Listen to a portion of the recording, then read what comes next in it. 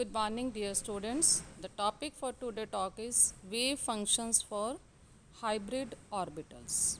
MOT में अब तक हमने LCAO मेथड से मॉलिक्यूलर ऑर्बिटल्स के लिए वेव फंक्शन लिखना सीखा कि किस प्रकार LCAO मेथड से मॉलिक्यूल्स बनते हैं और उनके लिए वेव फंक्शंस जो हैं वो डिसाइड होते हैं। आज हम लोग हाइब्रिड ऑर्बिटल्स के लिए वेव फंक्शंस लिखना सीखेंगे। हाइब्रिडाइजेशन कॉन्सेप्ट से पहले आपने बॉन्डिंग के लिए वैलेंस बॉन्ड थ्योरी कॉन्सेप्ट पढ़ा है। वैलेंस बॉन्ड थ्योरी कॉन्सेप्ट के हिसाब से कोई भी एटम उतने बॉन्ड्स बनाता है जितने उसमें अनपेयर्ड इलेक्ट्रॉन्स होते हैं। तो अगर हम इस कॉन्सेप्ट के हिसाब से चलें तो हम देखते हैं कि बेरिलियम में कोई भी अनपेयर्ड इलेक्ट्रॉन नहीं है। बेरिलियम में कोई भी अनपेयर्ड इलेक्ट्रॉन नहीं है तो उसको कोई भी बॉन्ड नहीं बनाना चाहिए। जबकि हम देखते हैं बेरिलियम के कंपाउंड्स एग्जिस्ट करते हैं लाइक BeCl2। इसी प्रकार बोरोन में एक अनपेयर्ड इलेक्ट्रॉन है। एक अनपेयर्ड इलेक्ट्रॉन है तो उसको एक बॉन्ड बनाना चाहिए, बट एक्चुअली हम देखते हैं कि बोरोन जो है वो ट्राईवेलेंट एटम है, 3 बॉन्ड्स जो है कोवलेंट बॉन्ड्स बनाता है। इसी प्रकार कार्बन में 2 अनपेयर्ड इलेक्ट्रॉन्स हैं, मेरे पास 2 अनपेयर्ड इलेक्ट्रॉन्स होते हैं ग्राउंड स्टेट में, तो उस हिसाब से कार्बन को भी 2 बॉन्ड्स बनाने चाहिए। बट एक्चुअली हम लोग देखते हैं कि कार्बन के तो thousands of millions of compounds ऐसे हैं हमारे पास जहाँ पे कार्बन टेट्रावेलेंट है, चतुर्संयोजी है, मीन्स 4 बॉन्ड्स जो हैं वो बनाता है। तो अगर हम लोग ग्राउंड स्टेट की बजाय एक्साइटेड स्टेट में बॉन्डिंग को देखें तो हमें पता है कि कार्बन में एक्साइटेशन जो है वो 2s2 से 2p में जा सकता है। तो 2s से 2p z में जब जाएगा तो मेरे पास 4 अनपेयर्ड जो हैं इलेक्ट्रॉन्स आ जाएंगे। तो संयोजी वाली बात तो जो यहाँ पे सेटिस्फाई हो रही है।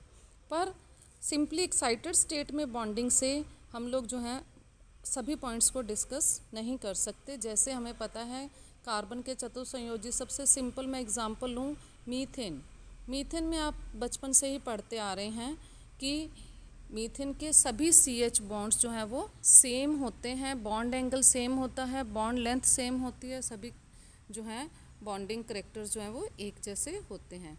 जबकि अगर मैं इस स्थिति में एक्साइटेड स्टेट में बॉन्डिंग पैटर्न को पढ़ूँ तो यहाँ हमें नज़र आ रहा है कि s ऑर्बिटल में एक इलेक्ट्रॉन है और 3 इलेक्ट्रॉन्स p ऑर्बिटल्स के पार्टिसिपेट करेंगे, तो 3 बॉन्ड्स एक जैसे होने चाहिए, जबकि चौथा बॉन्ड जो है वो अलग प्रकृति का होना चाहिए, उसकी बॉन्ड लेंथ बॉन्ड एंगल जो है वो डिफरेंट होने चाहिए।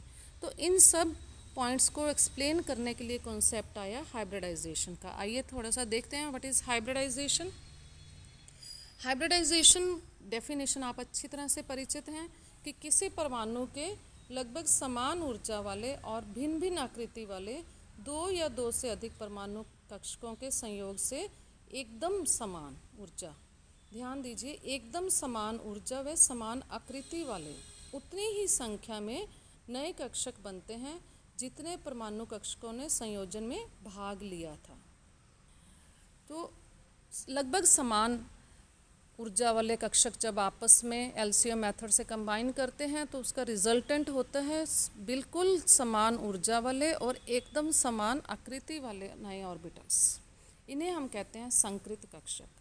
तो यहाँ पे प्लस पॉइंट क्या आ जाता है कि ये संकृत कक्षक जो होते हैं उनमें दिशात्मक गुण ज़्यादा होता है कंबाइनिंग ऑर्बिटल्स के कंपैरेटिवली। दिशात्मक गुण ज़्यादा होने से ओवरलैपिंग बेटर होती है, एक्सटेंट ऑफ ओवरलैपिंग बढ़ जाता है, जिससे बॉन्ड स्ट्रेंथ बढ़ जाती है। और हाइब्रिडाइजेशन के बाद क्योंकि सभी ऑर्बिटल्स की आकृति ऊर्जा एकदम समान होती है तो सभी बॉन्ड लेंथ बॉन्ड एंगल्स जो हैं वो एक समान होते हैं। अभी हम लोग s और p ऑर्बिटल्स की मिक्सिंग से बनने वाले ऑर्बिटल्स और उनके तरंग फलन के बारे में बात करेंगे। तो तरंग फलन के लिए हम LCO मेथड यूज़ करेंगे। यहाँ मैंने एग्जांपल लिया है sp3 हाइब्रिडाइजेशन का। sp3 हाइब्रिडाइजेशन में आप जानते हैं कि एक s और 3 p ऑर्बिटल्स मिक्स होते हैं, जैसा जनरली कार्बन कंपाउंड्स में होता है। और उन मिक्सिंग से जो मेरे पास ये 3 ऑर्बिटल्स जो हैं ये मिक्सिंग हुई, अपने पास एक s ऑर्बिटल, ये s ऑर्बिटल बना, ये 3 p ऑर्बिटल्स बने, आपस में कंबाइन करें और ये जो बने मेरे पास 4 हाइब्रिड ऑर्बिटल्स बन गए जो कि एकदम समान आकृति वाले हैं। ये देखिए अब 4 ऑर्बिटल्स, ये सभी जो हैं वो एकदम समान शेप, समान साइज़ के हैं और इनके लॉब्स का साइज़ आप देखें, पी ऑर्बिटल्स में दोनों तरफ लॉब जो हैं वो एक साइज़ की थी, यहाँ और यहाँ पे, जबकि आप देख रहे हैं लॉब का साइज़ जो है वो एक बहुत बड़ा हो गया और दूसरा लॉब जो है वो एकदम छोटा हो गया, तो मीन्स दिशात्मक गुण बढ़ गया है। अब इनके लिए वेव फंक्शंस लिखें, क्योंकि ये 4 एटॉमिक ऑर्बिटल्स के मिलने से बने हैं तो इनके वेव फंक्शंस में 4 ऑर्बिटल्स आएंगे। जैसे हम और 4 ही मेरे पास हाइब्रिड ऑर्बिटल्स बनेंगे। पहला हाइब्रिड ऑर्बिटल जिसे हम रिप्रेजेंट करते हैं साई sp3 1 से, तो उसके लिए जो एटॉमिक ऑर्बिटल्स हैं, s ऑर्बिटल के लिए सिंबल यूज़ होगा साई s, p ऑर्बिटल्स के लिए Sai px, Sai py and Sai pz। अब इनकी आपस में मिक्सिंग में कंट्रीब्यूशन कितना है, तो उसके लिए हम रिप्रेजेंट करते हैं मिक्सिंग कोफिशिएंट्स और उसके लिए सिंबल यूज़ करते हैं। s के लिए मैंने सिंबल यूज़ किया है a, px के लिए सिंबल यूज़ किया b और py के लिए सिंबल यूज़ किया c और pz के लिए सिंबल यूज़ किया d। और फर्स्ट हाइब्रिड ऑर्बिटल के लिए वेव फंक्शन लिखना है तो मिक्सिंग कोफिशिएंट का सिंबल हो गया a1 और साई px के लिए हो गया b1, साई py के लिए हो गया c1 और साई pz के लिए हो गया dz। तो मिक्सिंग से orbitals, mixing extent of orbitals की मिक्सिंग दिखाने के लिए हमने यूज़ किया a1, b1, c1, d1। इसी प्रकार हम लोग बाकी सभी हाइब्रिड ऑर्बिटल्स के वेव फंक्शंस लिखेंगे। एटॉमिक ऑर्बिटल्स का साइन बिल्कुल वही रहेगा, डिफरेंस कहाँ आएगा, एक्सटेंट ऑफ मिक्सिंग का डिफरेंस आएगा। तो ये ऑर्बिटल्स आपस में जो हैं वो मिक्स कैसे होंगे, तो उसके लिए हम सिंबल्स जो हैं वो a1 को रिप्लेस कर देंगे a2, a3, a4 से, इसी प्रकार b1 को रिप्लेस कर देंगे b2, b3, b4 से एंड सो ऑन।